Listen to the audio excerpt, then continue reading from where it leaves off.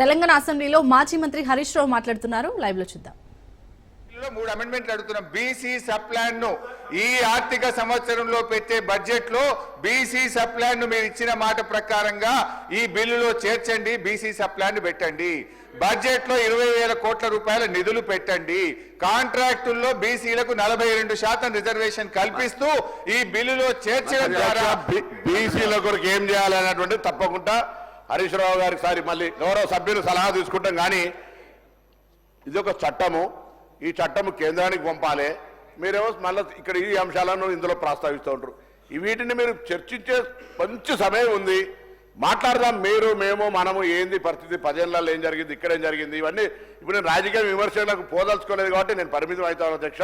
ఇది చట్టము, మనం కేంద్రానికి పంపాలి. ఆడికి పరిమితం అయితే గౌరవ శాసనసభ్యుడు ఇప్పుడు మాట్లాడుతున్న గంగుల కమలాకర్ మరొక్కసారి కోరుతా ఉన్నా, ఆ పార్టీ నాయకుడు ఎరుకకి దయచేసి ఏం వినమ్రపూర్వకంగా మళ్ళీ కోరుతాం. ఇది గొంతు ఒక్కటిగా గట్టిగా మనం ఎప్పుడైనా జిందాబాద్ కొడితే ఎట్లా గట్టిగా కొడతామో అట్లా ఢిల్లీకి వినబడేటట్టుగా అందరం కలిసి తీసుకుపోవాలి.